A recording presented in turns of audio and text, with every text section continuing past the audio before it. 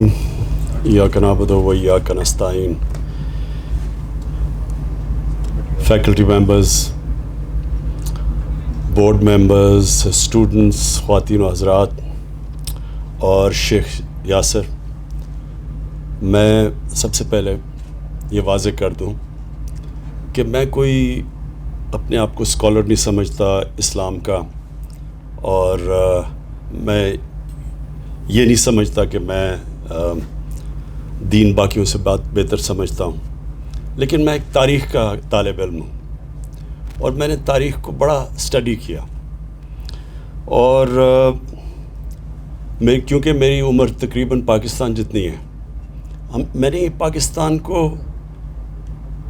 مختلف سٹیجز سے گزرتے دیکھا کہ ایک وقت ایسا بھی تھا کہ پاکستان اس سارے خطے میں وہ ملک دیکھا جاتا تھا جو سب سے تیزی سے پروگریس کر رہا ہے، اور پاکستانیوں کی دنیا میں عزت تھی۔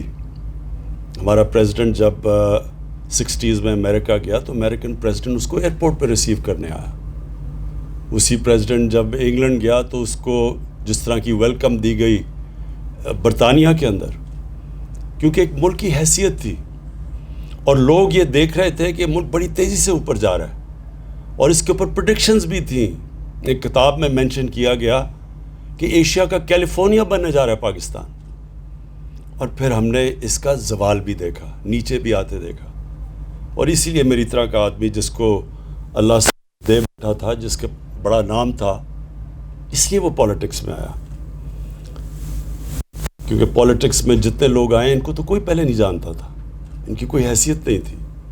بعد میں پولیٹکس میں ان کا نام آیا، لیکن مجھے تو سب پہلے جانتے تھے اور اللہ نے سب کچھ دے چکا تھا۔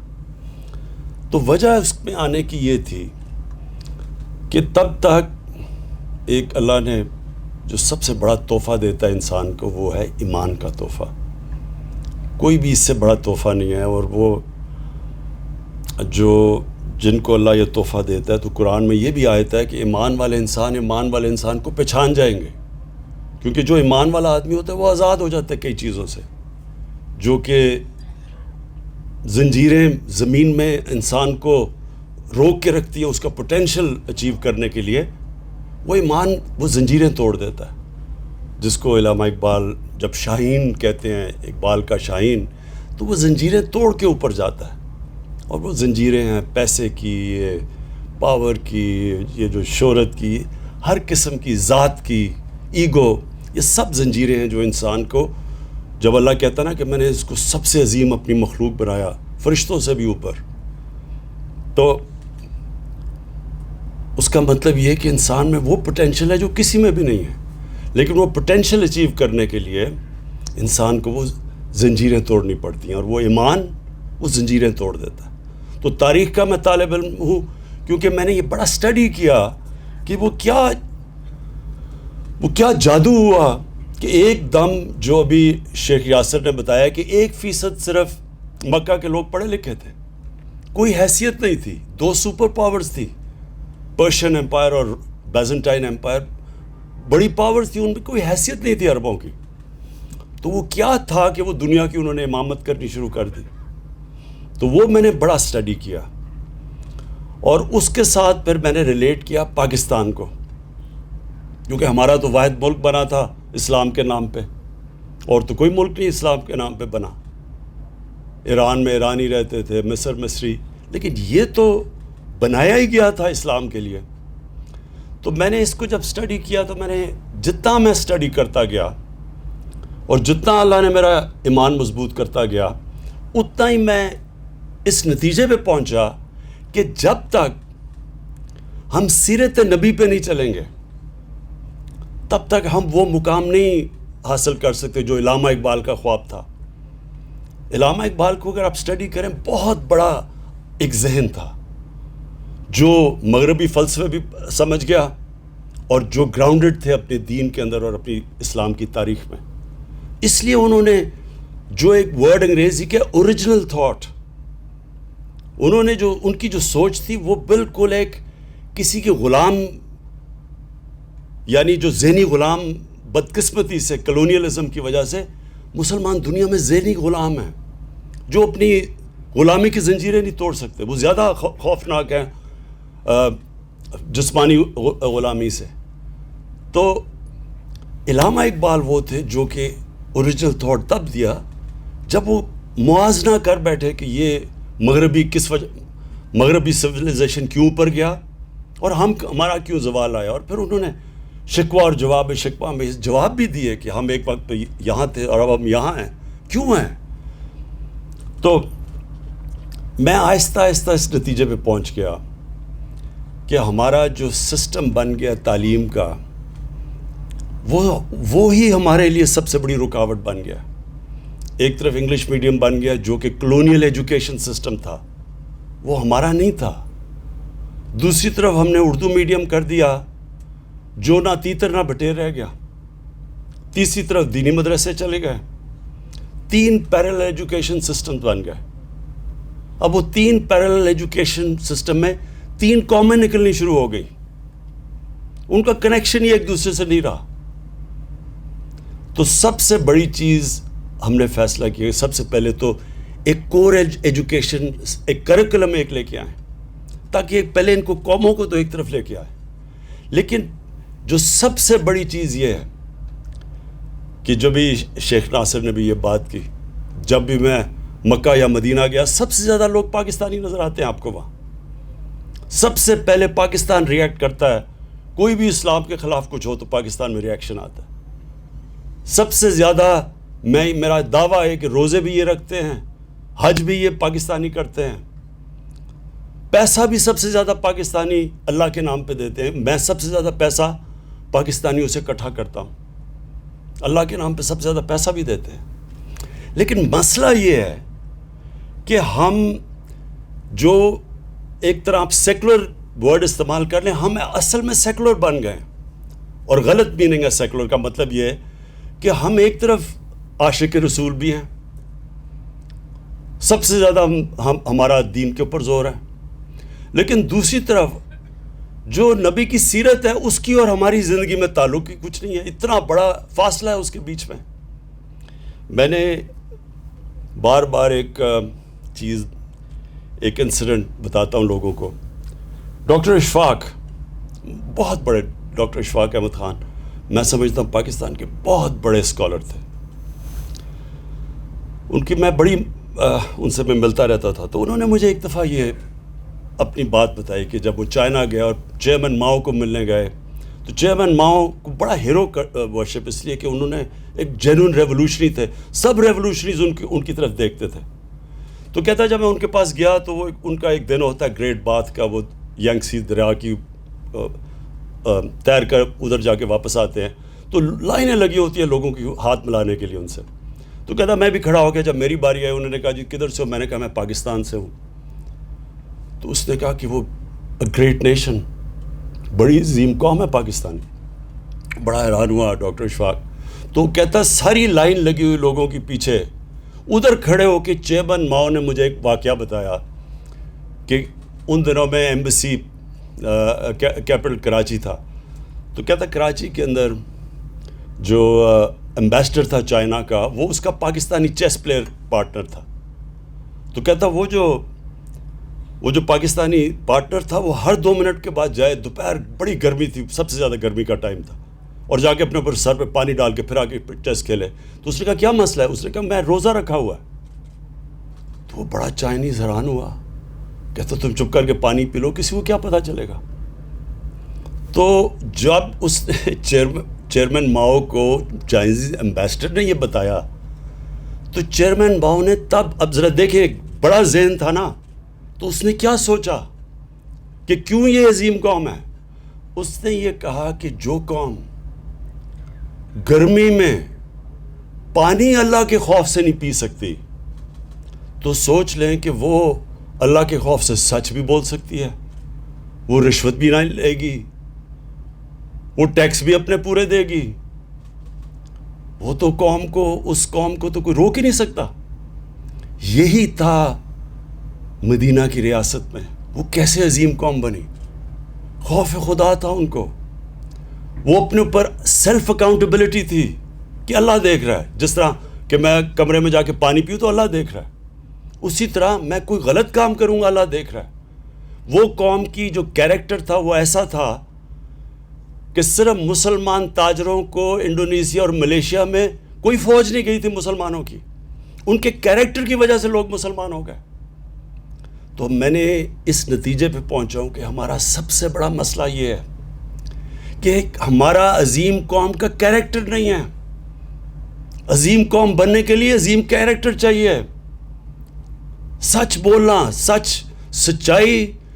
ایک دفعہ نبی صلی اللہ علیہ وسلم نے کسی نے, ایک قریش آیا, کہتا جی میرا سارا قبیلہ مسلمان ہو گیا, لیکن میری جتنی اس کی عمر ہوگی, میں اس عمر کے اس حصے میں ہوں کہ میں اب عادتیں اپنی نہیں بدل سکتا.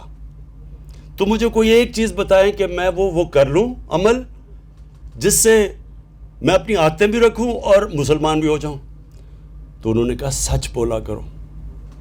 یہ سچائی بہت بڑا کیریکٹر کا جو نبی صلی اللہ علیہ وسلم کے نبوت سے پہلے کیریکٹر کی تھی, صادق اور امین, سچ بولنے والے اور انصاف کرنے والے.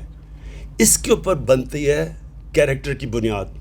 اور جو لیڈرشپ ہوتی ہے, لیڈر کوئی بھی لیڈر بن ہی نہیں سکتا, رسپیکٹ کمانڈ کر ہی نہیں سکتا جب تک اس میں یہ دو صفتیں نہ ہوں, سچا آدمی اور انصاف کرنے والا آدمی. تو میں نے اس لیے تب سے سوچا کہ کبھی اللہ نے موقع دیا تو یہ میں نے ضرور کرنا ہے کہ ایک اپنے ملک کے اندر انسٹیٹیوشنز بنانی ہے جو کہ ایک نبی کی سیرت اور ہمارے اعمال کو جوڑے. یہ جب تک جڑیں گے نہیں ہم عظیم قوم نہیں بن سکتے. اور یہ ہم وہ بن سکتے اس لیے ہیں کہ اکثریت عاشق رسول ہے. یہ جو سارا خطہ مسلمان ہوا تھا یہ عاشق رسول نے مسلمان کیا تھا.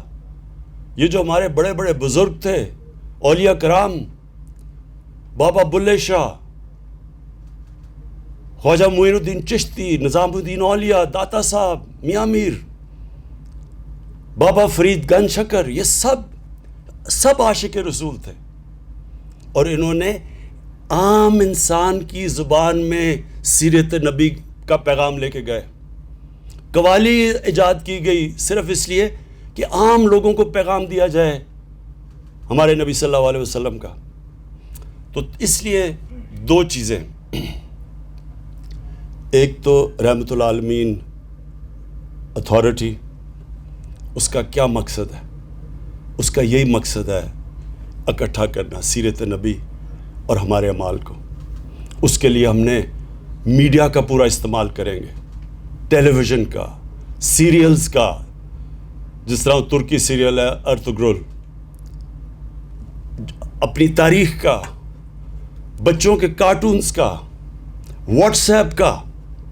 ہم یہ ساری چیزیں استعمال کریں گے لوگوں کو آسان لوگوں کی زبان میں پیغام دینا کہ کیا سیرت نبی ہے کیا, اور کیوں آپ عظیم قوم نہیں بن سکتے, کیوں ایک انسان عظیم انسان نہیں بن سکتا جب تک اس کے اوپر نہ چلے.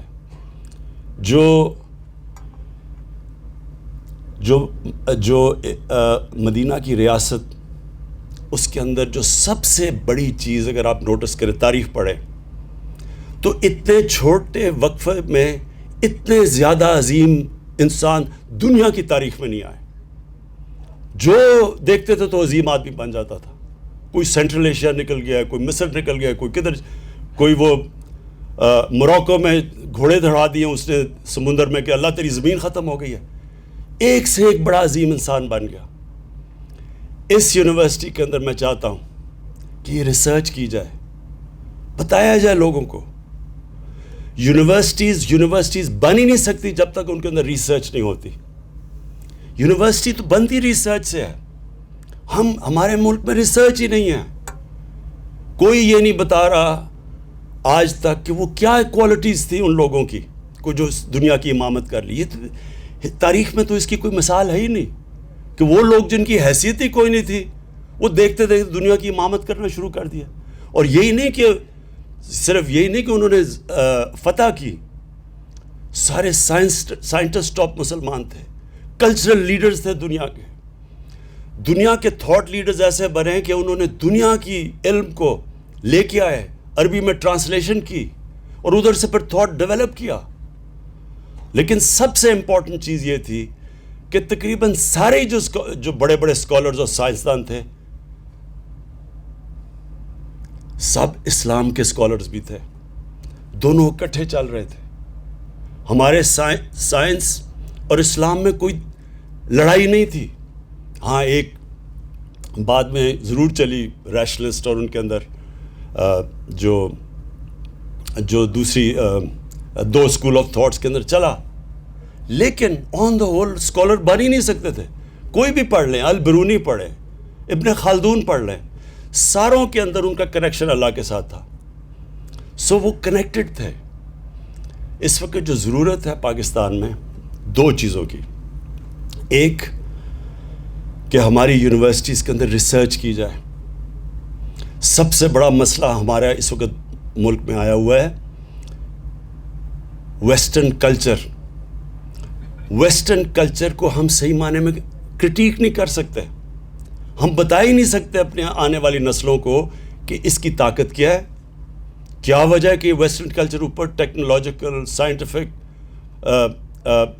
ان میں آگے نکل چکا ہے دنیا سے, لیکن ان کی جو اسپرچل سائڈ ہے اس میں کیا مسئلے آ رہے ہیں ان کے. اسپرچولی وہ نیچے جا رہے ہیں, چرچز بند ہو رہے ہیں. پوپ نے ابھی اسٹیٹمنٹ دی ہے, اس نے کہا Europe has become spiritual barren area, desert, spiritual desert. کیا وجہ ہے؟ دونوں کو, انسان میں جسم بھی ہوتا ہے اور روح بھی ہوتی ہے. انسان دو چیزوں کا بنا ہوتا ہے.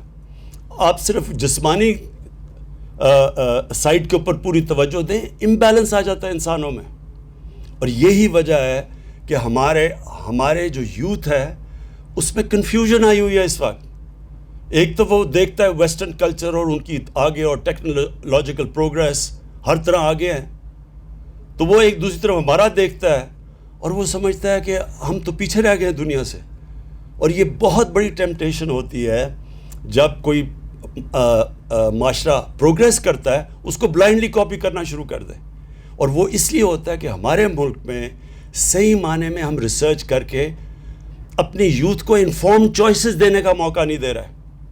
جب ہم ریسرچ کریں گے, جب ہم بتائیں گے کہ یہ ان کی طاقت ہے, ان کی کمزوری ہے, کیا ان کے مسئلے آئے ہیں, جب ان کی اسپرچویلٹی گری ہے, ان کا فیملی سسٹم میں کیا مسئلہ ہے, خاندانی نظام ان کا نیچے چلا گیا ہے, وہ کتنی 40 سال پہلے ان کا خاندانی نظام کدھر تھا, آج کدھر چلا گیا ہے, اس کے کتنے اثرات ہیں معاشرے میں.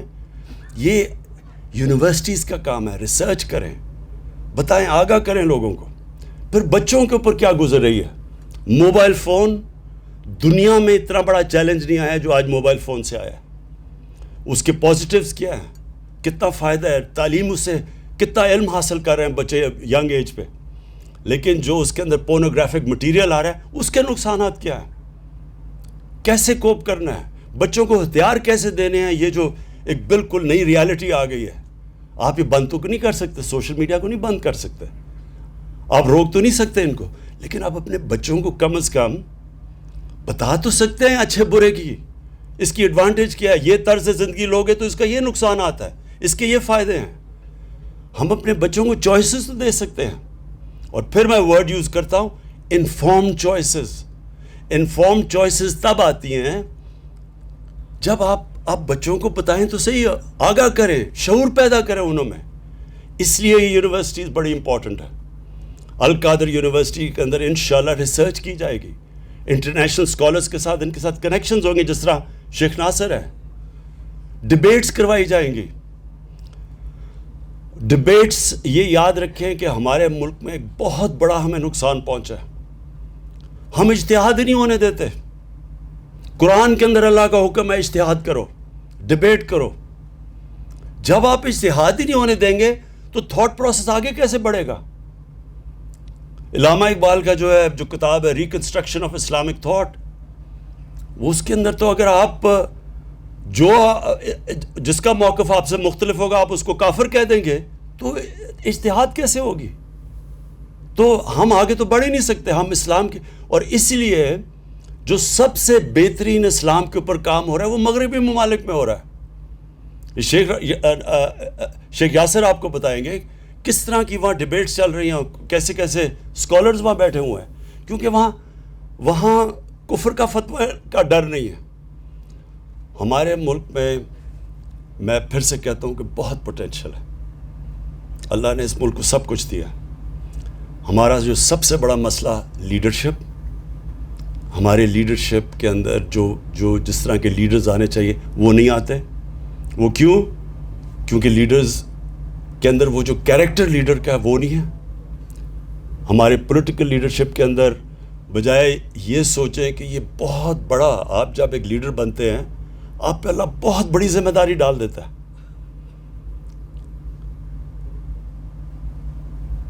جب ایک لیڈر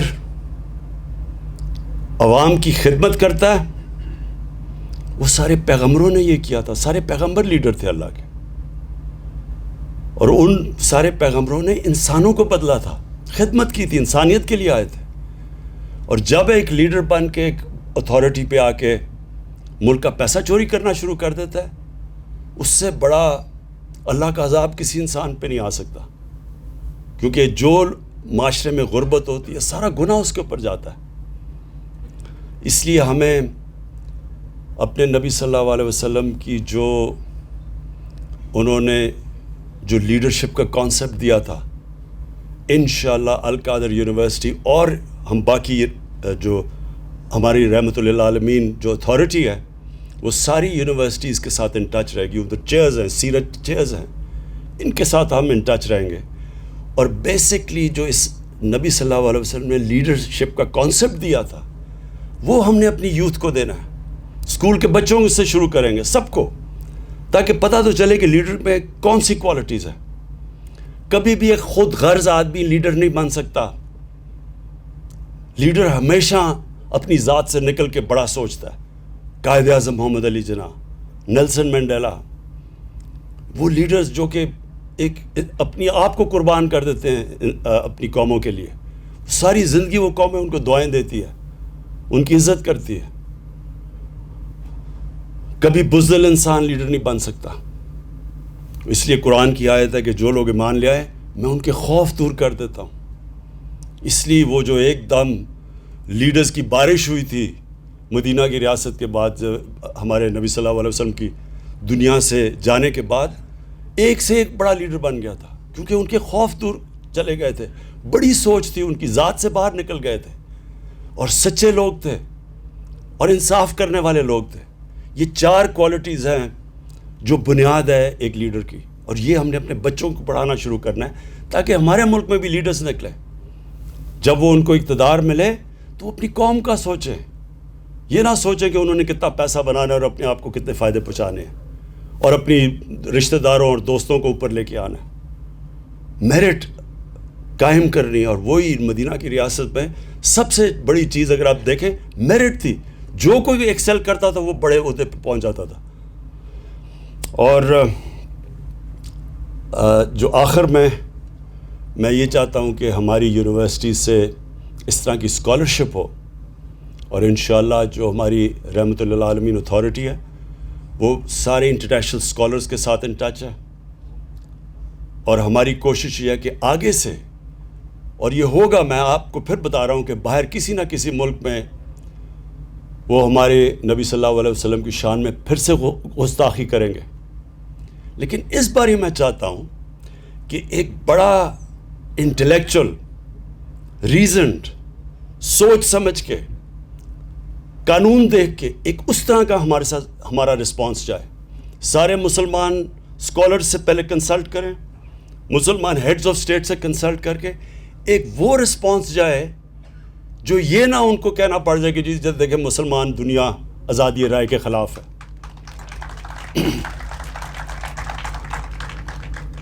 اور اس کے علاوہ جو میں چاہتا ہوں کہ ہمارے جو اس یونیورسٹی میں جو ہمارے بڑے بڑے، جس طرح میں نے بزرگان دین تھے جن کی وجہ سے اسلام پھیلا تھا سارے برِ صغیر میں، ان کے اوپر بھی ریسرچ ہو، اور ان کے جو کلام ہیں وہ ہم جب یہ بڑے بڑے عرس ہوتے ہیں وہاں اتنے لوگ آتے ہیں، لاکھوں لوگ آتے ہیں، پیار کرتے ہیں ان سے، ان کو بار بار بتایا جائے کہ ان کی ٹیچنگز تھی کیا. وہ ساری سیرت تھی، سیرت نبی تھی.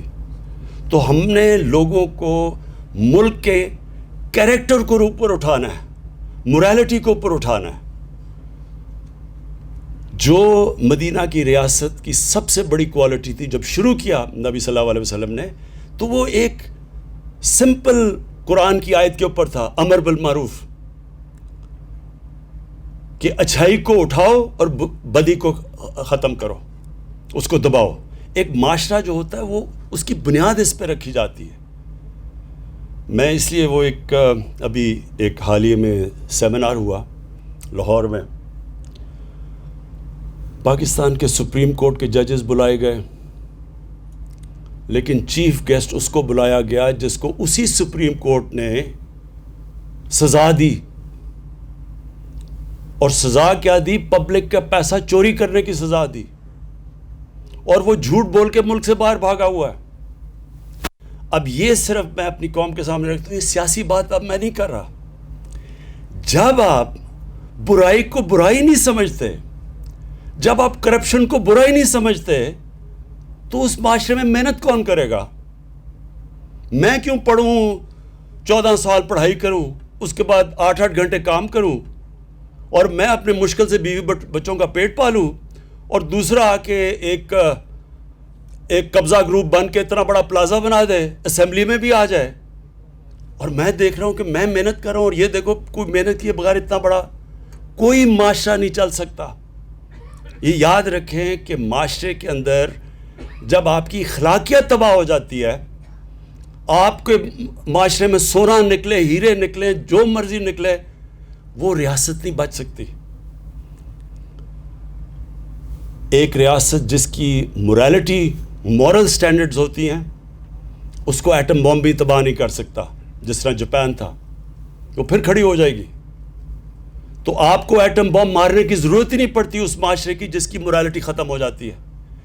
جب ہم کرپشن کو برا نہیں سمجھتے تو معاشرہ تو تباہ ہو جاتا ہے. اور یہ سب سے بڑا ظلم اس معاشرے میں نے 1985 کے بعد جو چینج دیکھا ہے، ہم نے تو پاکستان کو دیکھا نا، جو سب سے بڑی تباہی آئی ہے کہ ہم چوروں کو برا ہی نہیں سمجھتے. تو ہم یہ میسج دیتے ہیں کہ ڈاکہ مارنا تو بڑا ڈاکہ مارنا، صرف چھوٹے چور ہی پکڑے جاتے ہیں پاکستان میں. کبھی کوئی معاشرہ نہیں سروائیو کر سکتا. اور اس لیے بھی میں اس نتیجے پہ آیا ہوں کہ ہم نے اپنی آنے والی نسلوں کو، ینگر جنریشن کو، اپنے یونیورسٹی اسٹوڈنٹس کو، ہم نے سیرت نبی کے ذریعے ان کی ہم نے موریلٹی، ان کا کیریکٹر بلڈنگ کرنی ہے، مورل رینیسانس کرنا ہے. اور انشاءاللہ میرے میں کبھی کوئی شک نہیں ہے کہ اللہ نے باقی سب کچھ دیا ہمیں، سب کچھ یہاں، ہر اللہ کی نعمت پاکستان میں ہے. صرف انشاءاللہ وہ جو کیریکٹر بلڈنگ ہے، وہ ہماری وہ قوم جو ہے ہی عاشق رسول، اس کو بس کنیکٹ کر دیا تو انشاءاللہ مجھے کبھی کوئی شک نہیں ہے کہ ہم ایک عظیم قوم بنیں گے. میں پھر سے فیکلٹی ہماری جو القادر کی ہے، اسٹوڈنٹس جو پہلا بیچ آیا ہے، میں اب سب کو ویلکم بھی کرتا ہوں. اور یہ میرا ایمان ہے کہ انشاءاللہ ہمیشہ بڑی بڑی انسٹیٹیوٹس چھوٹی شروع ہوتی ہیں. ابھی ہم نے تھوڑے سا اس کا انسٹیٹیوٹ کا سیکشن کھولا ہے، لیکن میں جب اوپر سے دیکھتا ہوں اس ساری انسٹیٹیوٹ کو اور اس علاقے کو، میرے میں کوئی شک نہیں کہ یہ ایک وہ دنیا کے اندر، میں پاکستان کی اب بات نہیں کر رہا، اسلام کی دنیا میں ایک انسٹیٹیوٹ بنے گی. یہ کوآرڈینیٹ کرے گی، جس طرح الازہر کا نام ہے اسی طرح یہ بھی وہ ایک انسٹیٹیوٹ بنے گی.